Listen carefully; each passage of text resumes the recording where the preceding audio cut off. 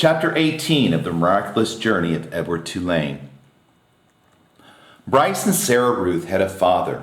Early the next morning, when the light was gray and uncertain, Sarah Ruth was sitting up in bed, coughing, and the father came home. He picked Edward up by one of his ears and said, "I ain't never."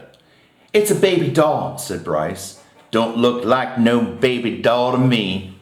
Edward, hanging by one ear, was frightened. Then he was certain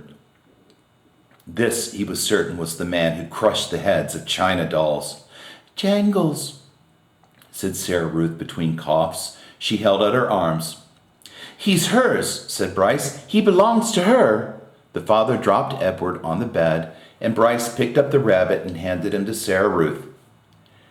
"It don't matter anyway," said the father. "It don't make no difference. None of it." "It does matter," said Bryce. "Don't you sass me," said the father. He raised his hand and slapped Bryce across his mouth, and then he turned and left the house. "You ain't got to worry about him," said Bryce to Edward. "He ain't nothing but a bully, and besides, he don't hardly ever come home." Fortunately, the father did not come back that day. Bryce went out to work, and Sarah Ruth spent the day in bed, holding Edward in her lap and playing with the box filled with buttons.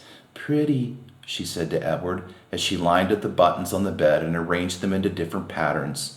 Sometimes, when a coughing fit was particularly bad, she squeezed Edward so tight that he was afraid he would crack in two. Also, in between coughing fits, she took to sucking on one of the other of Edward's ears. Normally, Edward would have found intrusive, clingy behavior of this sort very annoying, but there was something about Sarah Ruth. He wanted to take care of her. He wanted to protect her. He wanted to do more for her.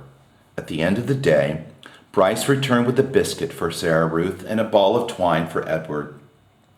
Sarah Ruth held the biscuit in both hands and took small, tentative bites.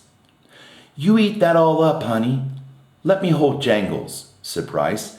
"Him and me got a surprise for you." Bryce took Edward off in a corner of the room, and with his pocket knife, he cut off lengths of twine and tied them to Edward's arms and feet, and then tied the twine to sticks of wood. "See, all day I've been thinking about it," Bryce said. "What we're going to do is make you dance. Sarah Ruth loves dancing. Mama used to hold on to her and dance around her room." "You eating that biscuit?" Bryce called out to Sarah Ruth. "Mm-hmm," said Sarah Ruth. "You hold on, honey. We got a surprise for you." Bryce stood up. "Close your eyes," he told her. He took Edward over to the bed and said, "Okay, you can open them now." Sarah Ruth opened her eyes. "Dance, Jangles," said Bryce. And then, moving the strings with the sticks in one hand, Bryce made Edward dance and drop and sway. And the whole while, at the same time, with his other hand, he held on to the harmonica and played a bright, lively tune. Sarah Ruth laughed. She laughed until she started coughing, and then Bryce laid Edward down and took Sarah Ruth in his lap and rocked her and rubbed her back. "You want some fresh air?" he asked her. "Let's get you out of this nasty old air, huh?" Bryce carried his sister outside.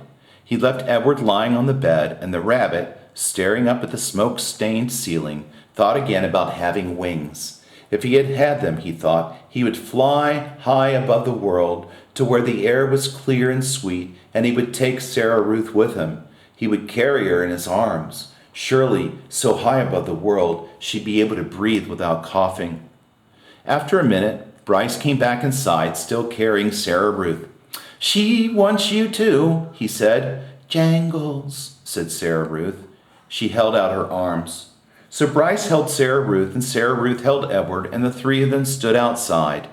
Bryce said, "You got to look for falling stars. Them are the ones with magic." They were quiet for a long time, all three of them looking up at the sky. Sarah Ruth stopped coughing. Edward thought that maybe she had fallen asleep. "There," she said, and she pointed to a star streaking through the night sky. "Make a wish, honey," Bryce said in his voice high and tight. "That's your star. You make a wish for anything you want." And even though it was Sarah Ruth's star, Edward wished on it too.